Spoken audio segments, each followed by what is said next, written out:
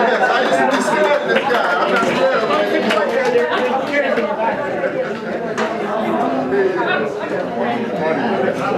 Yeah, expect to get this crowd. There's a young man back there taking On my mind. Yeah. And some of my running partners in the back, Damon Chichi Harris and Richard Itchy Goop. We all have nicknames. My nickname is Goop. I used to be bigger than most of the guys. And they really thought my mother named me Moose, but I wasn't raised by my mother. As I go on, I'll tell you a little bit about that, but I'm waiting for everyone to get in here.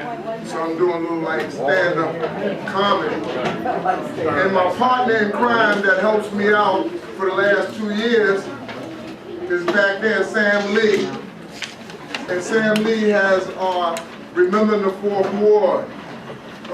We did it on TV. We interviewed Mrs. Floyd. He works in the school system with the kids. We talked to the kids about the history of Englewood. And I wouldn't have started this program if it wasn't for Mrs. Martha Jones. Stand up. Miss Jones, come on, stand up. We were at the middle school just before I retired in 2004. And she asked me to do a Black history. I said, everybody does the same thing, you know. It's good, you know, Martin Luther King, Malcolm X, and Rosa Parks, and etc. I said Englewood and Hackensack has a rich Black history that runs back to George Washington time and even before. So that's when I said I would start interviewing people about the history, African American history of Englewood. And I interviewed so many people ages 50 to 95 at that time. And there's some people's names not on here that I interviewed and I didn't have time to put them on. And like Sonny Hurt is another one right there that gave me so much information and pictures and things. And I want to thank him, and we're doing something together. That's Mrs. Dobbins Floyd's chauffeur and whatnot. So we still have some more people coming in, and I'm trying to wait till they come in and find a place. But while I'm doing that, I'll just do my little interest, the little mission and interest program that I wrote out, and I hope it won't take too long, maybe about 2 minutes. Because a lot of people know that I like to talk, and they used to do this. But my classmates know that I didn't talk when I was in high school. I didn't talk much at home because I couldn't. And I was raised in a foster home, and I was the youngest one. That's why I couldn't talk. And back then, there was no child abuse, so you could be hit with anything. At that time, everybody know that. Wait for everyone to come in and get a seat. And as I said, first I would like to say how I'm honored that the Historical Society has asked me to come and speak on Englewood's rich African American history, especially 1 week after this country's most historical movement of electing our 44th president. One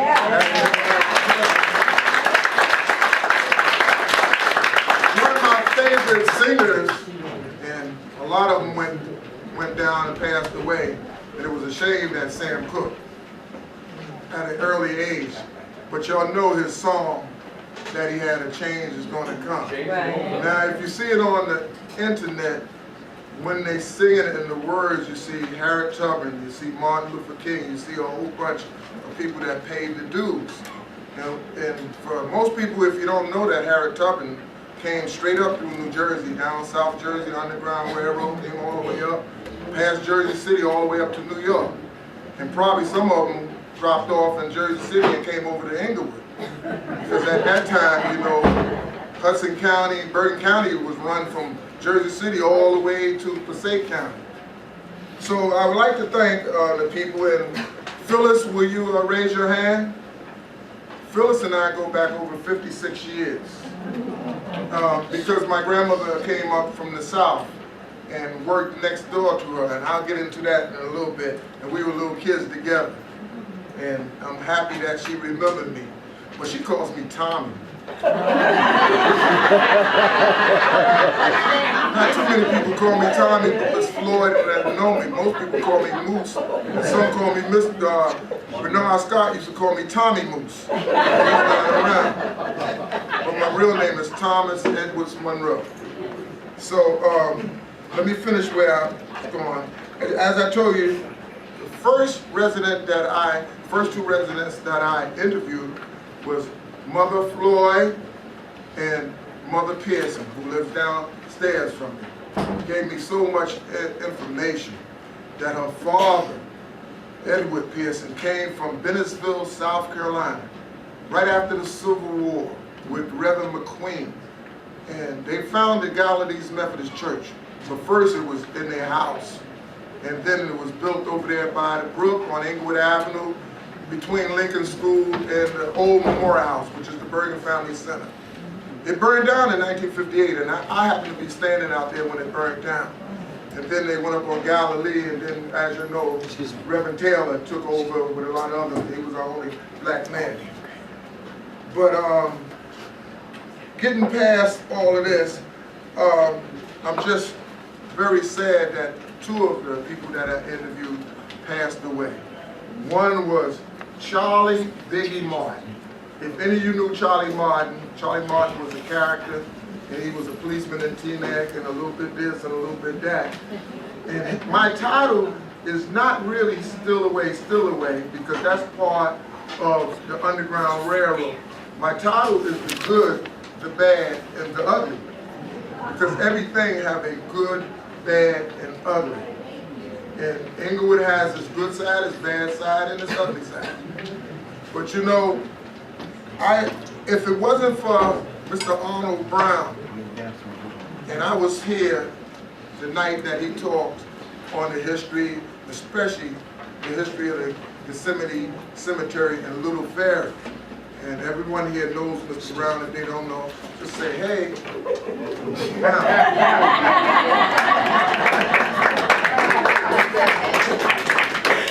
And I was blown away when he told me about Elizabeth Delford. Well, that was her last name, but she was married twice. And the cemetery that had over, I don't know, 150 or something blacks that was buried, and then it became a dump, and then he got the grants and stuff together and made it a historical cemetery in Little Ferry. And she has the biggest grave over there. And she was in Hackensack in 1822. She was married to her first husband. And you know, Dwight Morrow High School is 19.1 acres of land. They had 81 acres of land during the Hackensack River. And they had 81 feet of clay. Now, they became millionaires. Then when her first husband died, she was 69 and got married again. And her husband was only 39. She knew what she was doing. Am I right?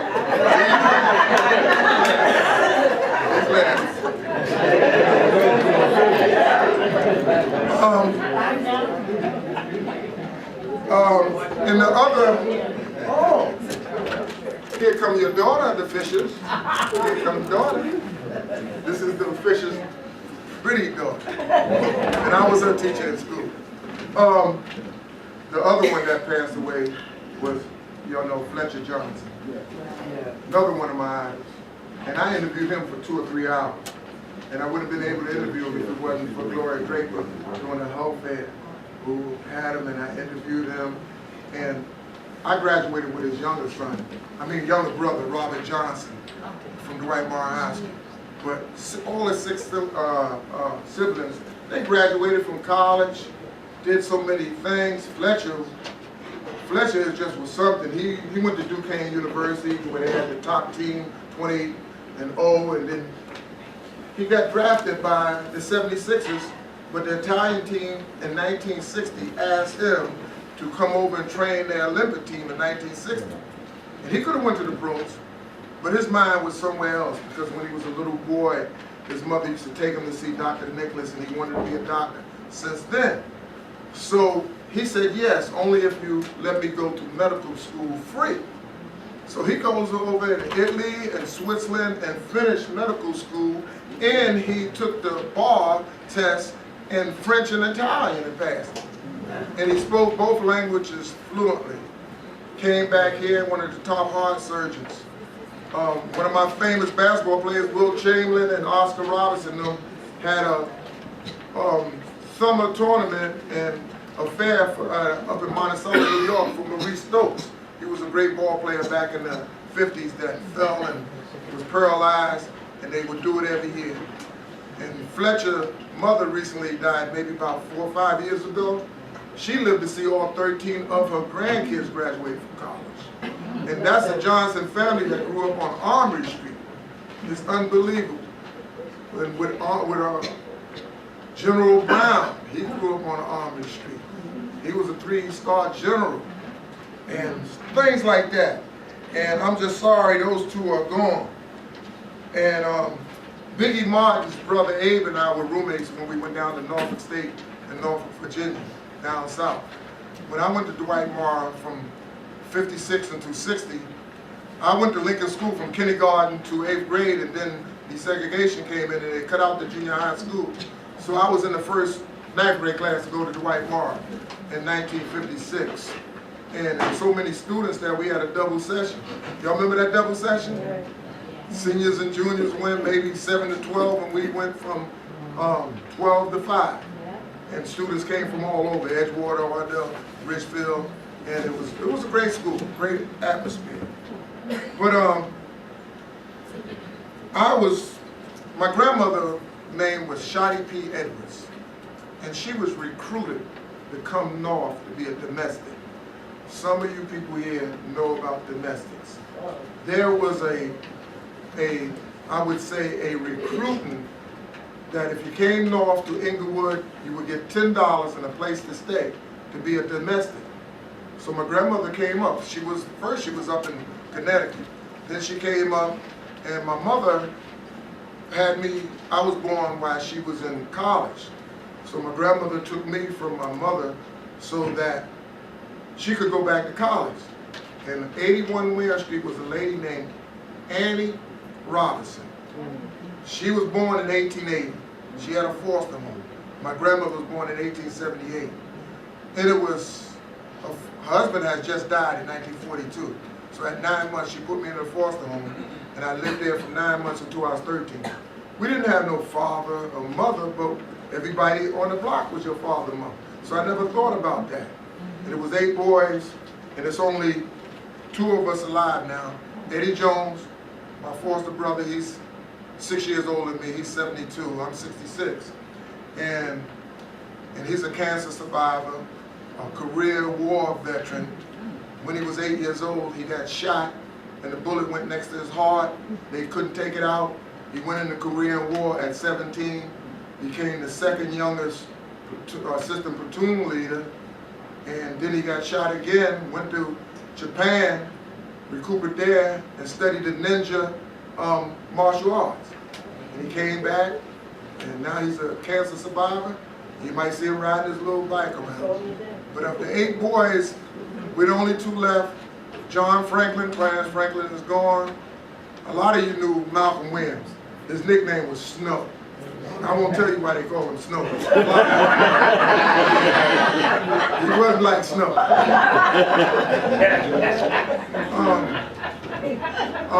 Gartrell was one of them, Howard. We also had Breeden, but it was good times. And Annie Robinson's mother was still alive. She was 99 years old. Grandma Spencer. And I remember, because she looked like Grandma to Billy Hillbillies, but she was black. She had the long dress and the high button shoes up. And she was the disciplinarian. She didn't 5'2", didn't weigh 100 pounds. But we were scared of her. Because, you know, they could pick up anything and hit you with it. I mumbled under my breath, and I said, my grandmother said nothing. She waited till I went to sleep. And then she came in with a hammer and hit me in the head with a hammer. It scared me, and I ran away from home till I got hungry. And as you know, when you come back in, you gotta climb the tree to get half a tree down. So I got the switch, and she took the leaves off and put it over the fire, and then pull your pants down. And you know, you'll go to jail for that now. If I didn't scream, she would beat me harder, so I learned how to scream. So she could stop. But those were good times, you know.